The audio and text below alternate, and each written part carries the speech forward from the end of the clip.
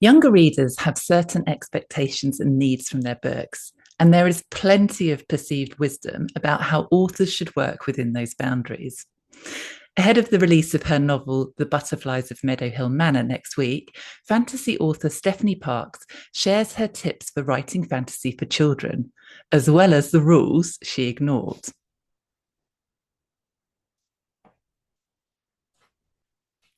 For as long as I can remember, I have read, written, and dreamed fantasy. I began writing stories around the age of 8, the target audience being myself, my mother, who was and still is my biggest fan, and occasionally the family dog. As an adult, I eventually decided to dip my toes into the publishing world and was surprised and delighted when the Book Guild agreed to take on one of my stories. In celebration of its release on the 28th of November, I wanted to share some of my tips for writing fantasy for children. My top 10 tips. Write what you love. Knowing why you're writing and why it gives you joy is important.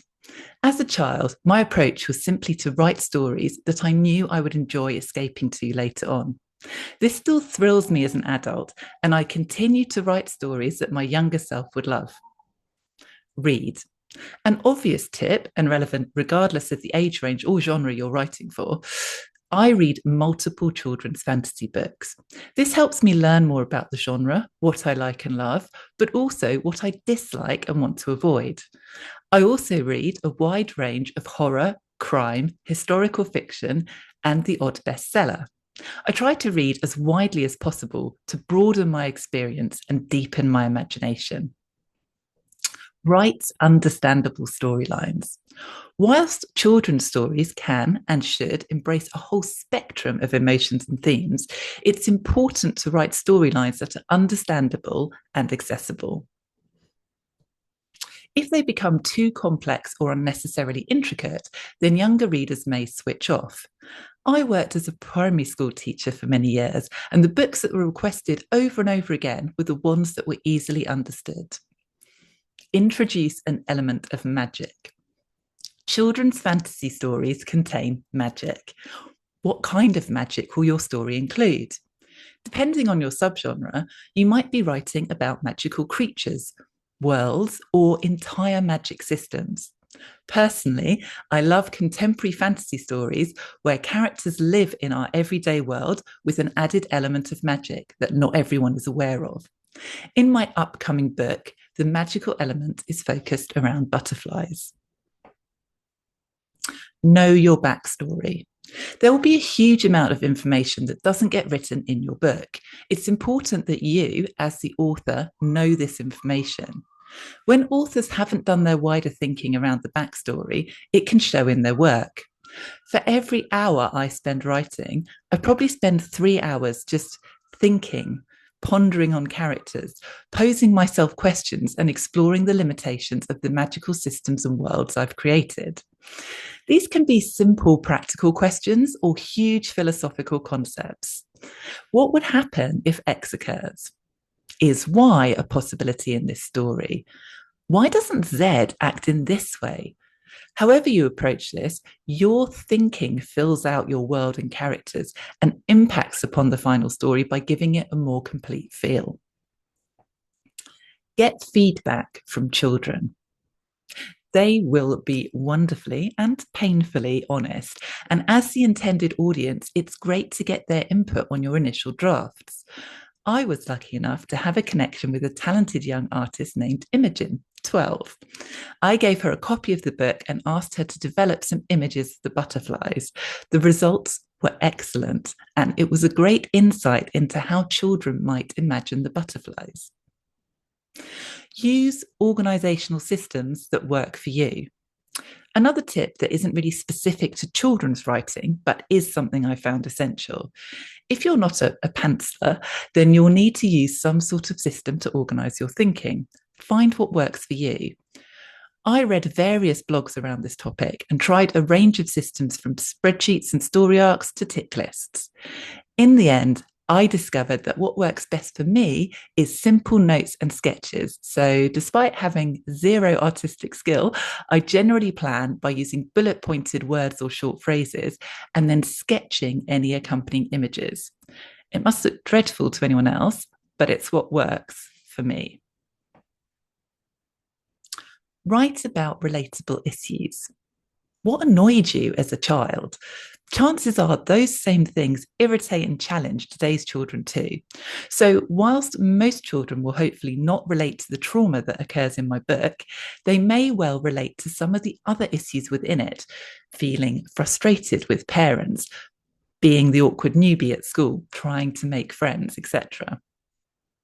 Connect with the writing community. I wish I'd learned this sooner. It was only once I'd had a manuscript accepted that I suddenly realised how alone I was. I started actively looking around and discovered a wonderful community of writers. I've now joined various digital fantasy groups and societies, including the BFS, of course. I also joined a local children's writing group and started listening to writing podcasts. Both helped me to connect with other writers. If there was one thing I wish I'd done sooner, it's this. Take your time. When writing a fantasy story, the temptation to showcase absolutely every magical aspect of your system or world immediately is strong. Resist this urge. Young readers can enjoy seeing the magic unfold bit by bit and will also enjoy guessing at the other aspects until they're revealed. Stories that over-inform or describe everything very quickly can be a little off-putting to read.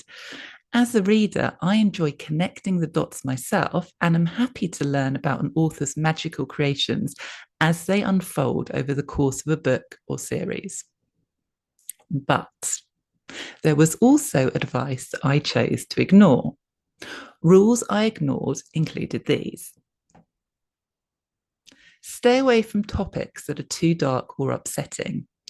This is possibly true for very young children, but most primary age children are more than capable of reading and dealing with tough topics such as death or grief.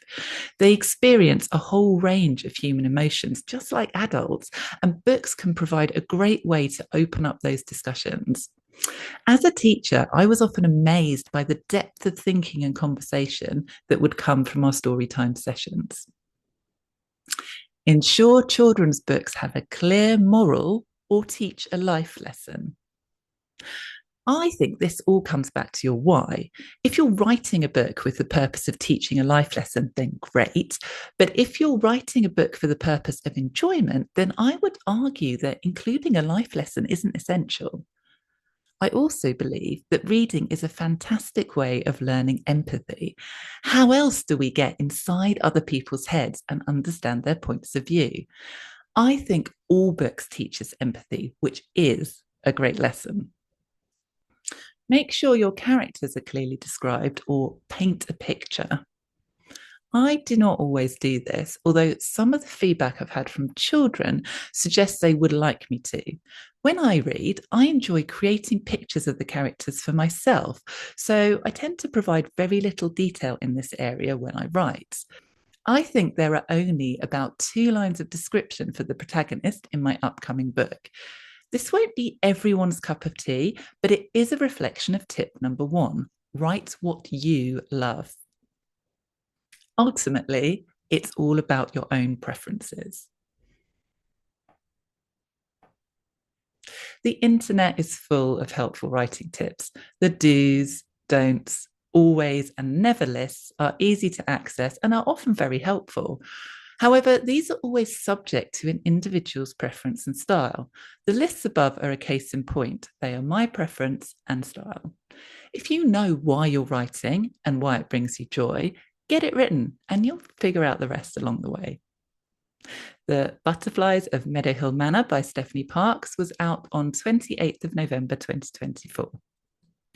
Stefanie Parks was born and raised in the beautiful county of Derbyshire, which became the inspiration and setting for her stories. She trained as a teacher at Derby University and after working locally for 5 years, decided to explore the world with her husband. Together, they worked their way around a handful of countries and are currently living in Christchurch, New Zealand.